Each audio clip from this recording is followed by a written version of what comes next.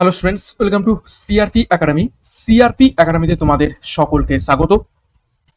তো আমরা GK chapter wise class করছিলাম, প্রত্যেকটা সাবজেক্টের প্রত্যেকটা টপিক ধরে ধরে। এবং আমরা গত একটা ক্লাস করেছিলাম, যেখানে করেছিলাম ভক্তিবাদী আন্দোলন। ভক্তিবাদী আন্দোলনের পার্ট 1 করেছিলাম। সেখান থেকে ভক্তিবাদী আন্দোলন কবে কিভাবে শুরু হয়েছিল এবং সেখান থেকে গুরুত্বপূর্ণ চারজন বিখ্যাত ব্যক্তিবর্গ যারা ভক্তিবাদী আন্দোলনের নেতা ছিলেন তাদের ব্যাপারে দেখেছিলাম। এবং আজকে আমরা করব ভক্তিবাদী আন্দোলনের পার্ট 2। এবং নেক্সট আরেকটা ক্লাস করব, যেখানে আমরা করব ভক্তিবাদী আন্দোলনেরই আরেকটা পার্ট, সেটা হচ্ছে সুফিবাদী আন্দোলন। তো সুফিবাদী আন্দোলন থেকেও আমরা ক্লাস করব পার্ট 3-তে, এবং তারপরে আমরা টোটাল এই যে ভক্তিবাদী এবং সুফিবাদী আন্দোলন তার উপর থেকে আমরা প্রশ্ন উত্তর আলোচনা করে ফেলবো। তো আজকের ভক্তিবাদী আন্দোলন পার্ট 2টা শুরু করা যাক।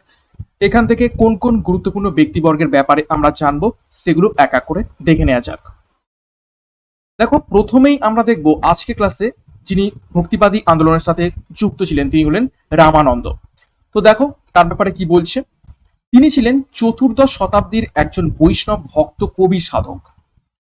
তিনি তার দর্শন এবং ভক্তিমূলক থিমগুলি দ্বারা অনুপ্রাণিত হয়ে বিকাশ করেছিলেন।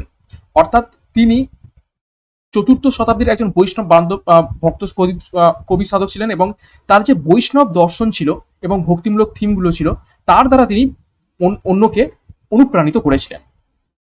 বিভিন্ন প্রমাণ থেকে জানা যায় যে রামানন্দ হিন্দু দর্শনের যোগ স্কুলের নাথপন্থী তপস্বীদের দ্বারা প্রভাবিত ছিলেন। হিন্দু ধর্মের টোটাল 6টা দর্শন রয়েছে, ঠিক আছে।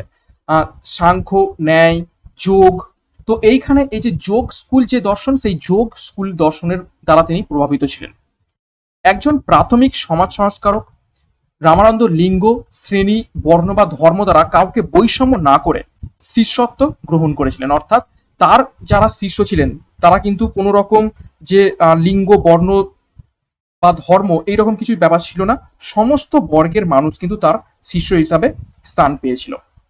তার শিষ্যদের মধ্যে ছিল, দেখো, কবিরের ব্যাপারেও আমরা দেখব, রবিদাস, তারপর দেখো ভগৎ, পিপা প্রমুখ।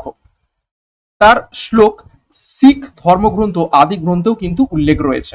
অর্থাৎ এই যে রামানন্দের যে শ্লোক সেটা কিন্তু শুধুমাত্র তার ব্যাপারে নয়, অন্য যে একটা ধর্ম রয়েছে গুরু নানক, আমরা বলে থাকবো একটু পরেই দেখবো গুরু নানকের ব্যাপারে, শিখদের যিনি প্রতিষ্ঠাতা বলা যেতে পারে। তো সেই তাদের আদি গ্রন্থের উল্লেখ রয়েছে তার শ্লোক। তার কিছু রচনার মধ্যে রয়েছে জ্ঞানলীলা, যোগ চিন্তামণি, বৈষ্ণব মাতা ভজভাস্কর এবং রামরচন পদব্দতি। এটা সংস্কৃতে লেখা। ওকে, তো এই ছিল রামানন্দের ব্যাপারে।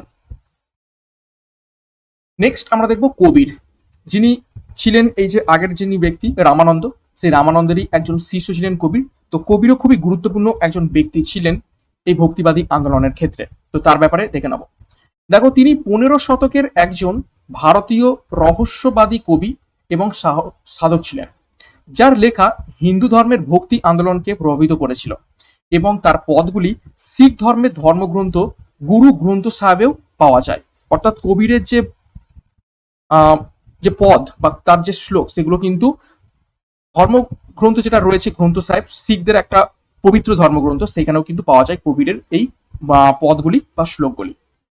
দেখো, তিনি রামানন্দের শিষ্য ছিলেন। পরীক্ষায় এইখান থেকে প্রশ্ন আসে যে রামানন্দের বিখ্যাত শিষ্য কে ছিলেন, তখন সঠিক উত্তর হবে কবির। বা উল্টো দিক থেকে প্রশ্ন আসতে পারে যে কবির তিনি কার শিষ্য ছিলেন বা কবিরের গুরু কে ছিলেন, এইভাবেও কিন্তু প্রশ্ন আসতে পারে। দেখো, তিনি হিন্দু ও মুসলমান উভয়ের দ্বারা অনুসৃত ভাষা, ঠিক আছে, অনুষ্ঠিত ভাষা ধর্মীয় অনুশীলনের বিরুদ্ধে একটি প্রফুল্ল আক্রমণ করেছিলেন। অর্থাৎ হিন্দুদেরও কিন্তু অনেক আচরণ রয়েছে, আচারবিধি রয়েছে যেগুলোর কোনো মানে হয় না। আবার মুসলমান সম্প্রদায়েরও অনেক কিছু আচরণ রয়েছে যেগুলোর কোনো রকম মানে হয় না। তো সেই রকম ভাষা ধর্মীয় যে সমস্ত অনুশীলন ছিল তার বিরুদ্ধে একটা প্রফুল্ল আক্রমণ বা তার বিরুদ্ধে কিন্তু তিনি একটা প্রতিবাদী আন্দোলন করেছিলেন। কবির পরামর্শ দিয়েছিলেন যে সত্য সেই ব্যক্তির সাথে থাকে যিনি ন্যায়ের পথে আছেন, পৃথিবীর সমস্ত প্রাণীকে নিজের আত্ম বলে মনে করেন এবং যিনি জগতের বিষয়গুলি থেকে নিষ্ক্রিয়ভাবে বিচ্ছিন্ন। ঠিক আছে, অর্থাৎ সত্য ব্যক্তির সাথে, মানে সেই ব্যক্তির সাথে থাকে যিনি ন্যায়ের পথে আছেন। এটা কিন্তু খুবই গুরুত্বপূর্ণ একটা কথা বলেছিলেন কবির। তো এটাই ছিল তার মতামত। দেখো, তিনি সর্বপ্রথম হিন্দু এবং ইসলামের মিলন ঘটান। এখান থেকে প্রশ্ন আসে যে কোন ধর্মগুরু ভক্তিবাদী আন্দোলনের সময় হিন্দু এবং ইসলামের মিলন ঘটিয়েছিলেন? তিনি হচ্ছেন কবির। তিনি নিরাকার ঈশ্বরে বিশ্বাস করতেন। কবিরের উত্তরাধিকার কবির পন্থ বা কবিরের পথ এর মাধ্যমে বেঁচে থাকে, অর্থাৎ কবিরের পরে তার যে বাণী বা তার যে পথ, সেগুলো কোথায় পাওয়া যায়? কবিরের পথ বা কবির পন্থের মাধ্যমে আমরা পেয়ে থাকি এবং সেইভাবে চলতে থাকে। একটি ধর্মীয় সম্প্রদায় যা তাকে এর প্রতিষ্ঠাতা হিসেবে স্বীকৃতি দেয় এবং শান্ত মত সম্প্রদায়ের একজন। এর সদস্যরা কবির পন্থী নামে পরিচিত, অর্থাৎ কবিরের যারা শিষ্য বা কবিরের পথ অনুসরণ যারা করে তাদের কি বলা হয়ে থাকে? কবির পন্থী বলা হয়ে থাকে। এবং তার গুরুত্বপূর্ণ কিছু লেখা দেখো, সাবাত, বীজক, দোহা, খুবই গুরুত্বপূর্ণ এটা। কবিরের বিখ্যাত গ্রন্থ দোহা, পরীক্ষায় প্রশ্ন আসে। নেক্সট দেখো হোলি এবং রেখতাল। তিনি রাম ভক্তি প্রচার করেন। নেক্সট আমরা দেখো গুরু নানকের ব্যাপারে। ওকে, তো দেখো তিনি লাহোরের কাছে তালভান্ডিতে জন্মগ্রহণ করেন। কে? গুরু নানক। গুরু নানকের জন্মবার্ষিকী সারা বিশ্বে শিখরা গুরু নানক গুরুপুরব হিসাবে পালন করে থাকে, অর্থাৎ শিখ যে ধর্ম, সেই শিখ ধর্মের প্রবর্তক হিসাবে মানা হয়ে থাকে গুরু নানককে। এবং তার বার্ষিকীকে সারা বিশ্বের শিখরা গুরু নানক গুরুপুরব হিসাবে পালন করেন। 1496 সালে বিবাহিত এবং একটি পরিবার থাকা সত্ত্বেও নানক ভারত, তিব্বত এবং আরবের মধ্য দিয়ে একটি আধ্যাত্মিক যাত্রা শুরু করেছিলেন, যা প্রায় 30 বছর স্থায়ী হয়েছিল। তার জীবনের শেষ অংশ পাঞ্জাবের কারতারপুরে অতিবাহিত হয়েছিল, যেখানে তার শিক্ষায় আকৃষ্ট হয়ে অনেক শিষ্য তার সাথে যোগদান করেছিলেন। ওকে, নেক্সট দেখো, গুরু নানককে দায়ী করা হয় সবচেয়ে বিখ্যাত শিক্ষা হলো যে একমাত্র ঈশ্বর আছেন এবং সমস্ত মানুষ ঈশ্বরের কাছে সরাসরি প্রবেশাধিকার পেতে পারে কোনো আচার অনুষ্ঠান বা পুরোহিতের প্রয়োজন ছাড়াই। অর্থাৎ আমরা যখন ঈশ্বরের কাছে যেতে চাই তখন আমরা কোনো একটা পুরোহিতের হচ্ছে সাহায্য নিই, অর্থাৎ পুরোহিত মন্ত্র পড়বেন এবং তার মাধ্যমে আমরা ঈশ্বরের কাছে যেতে পারি। কিন্তু গুরু নানকই একমাত্র ব্যক্তি যিনি বলেছিলেন যে কোনো রকম পুরোহিত বা কোনো রকম আচার অনুষ্ঠানের প্রয়োজন নয়, যদি আমরা মন থেকে ডাকতে পারি তাহলে কিন্তু আমরা ঈশ্বরের কাছে পৌঁছতে পারি, সাধারণ মানুষ হিসাবেই সরাসরি পৌঁছতে পারি। কোনো রকম প্রবেশ অধিকারের জন্য পুরোহিত বা কোনো রকম আচার অনুষ্ঠানের প্রয়োজন নাই। তার সব থেকে উগ্র সামাজিক শিক্ষা বর্ণপ্রথার নিন্দা, অর্থাৎ তিনি বর্ণ যে প্রথা রয়েছে, ক্ষত্রিয়, বৈশ্য, শূদ্র, এই যে বর্ণপ্রথার নিন্দা তিনি কিন্তু করেছিলেন এবং শিখিয়েছিলেন যে জাতি বা লিঙ্গ নির্বিশেষে সকলেই সমান। তিনি ভগবানের ধারণার প্রবর্তন করেছিলেন, যা হলো বহিগুরু এবং এমন একটি সত্তা যা আকৃতিহীন, নিরবধি, সর্বব্যাপী এবং অদৃশ্য। অর্থাৎ আমরা পাঞ্জাবি ভাষায় বা অনেকে পাঞ্জাবি ভাষায় বহিগুরু বলে থাকি। তো এই বহিগুরু মানে হচ্ছে এমন একটা সত্তা যেটা আকৃতিবিহীন, যার কোনো আকার নেই, কিন্তু সব জায়গায় বিরাজমান এবং অদৃশ্য। শিখ ধর্মে ঈশ্বরের অন্যান্য নাম হলো আকাল পুরুষ এবং নিরঙ্কার। শিখদের পবিত্রতম গ্রন্থ হলো গুরু গ্রন্থ সাহিব, খুবই গুরুত্বপূর্ণ এটা। গুরু নানকের রচিত 974টি কাব্যিক স্তোত্র এই গুরু গ্রন্থ সাহিবে রয়েছে। ওকে, তো গুরু নানকের ব্যাপারে আমরা দেখলাম এবং শিখ ধর্মের ব্যাপারে দেখলাম, এটাও একটা ভক্তিবাদী আন্দোলন তৎকালীন সময়। নেক্সট আমরা দেখব মীরাবাই। দেখো, তিনি ছিলেন সবচেয়ে জনপ্রিয় ভক্তি সংস্কারক। তার জন্ম রাজস্থানে। তিনি রাজস্থানের রাজ পরিবারের অন্যতম রানা ভোজরাজের স্ত্রী হয়েছিলেন। তিনিই প্রথম বৃন্দাবনের গিরিধারা গোপাল ধর্মের প্রবর্তন করেন এবং ভক্তি আন্দোলনের প্রথম ভজন প্রবর্তন করেন। তার ভজনগুলি ব্রজ ভাষায় রচিত হয়েছিল। তো মীরাবাইয়ের সম্পর্কে আমরা সকলেই জানি, তিনি শ্রীকৃষ্ণ বা গোপাল ঠাকুর, সেই গোপাল ঠাকুরের তিনি শিষ্য অনুসারী ছিলেন এবং তিনিই প্রথম বৃন্দাবনের গিরিধারী গোপালের ধর্মের প্রবর্তন করেন এবং তিনি প্রচুর ভজন গান কিন্তু রচনা করেন, যেগুলো আমরা মীরার ভজন নামে জেনে থাকি এবং সেগুলো ম্যাক্সিমাম ব্রজ ভাষাতে রচিত। নেক্সট আমরা দেখব চৈতন্য মহাপ্রভু। চৈতন্য মহাপ্রভুর নাম আমরা সকলেই জানি, আমাদের পশ্চিমবঙ্গের নদিয়া জেলায় তার জন্ম এবং তিনিও ছিলেন তৎকালীন সময়ের একজন বিখ্যাত ভক্তি সংস্কারক।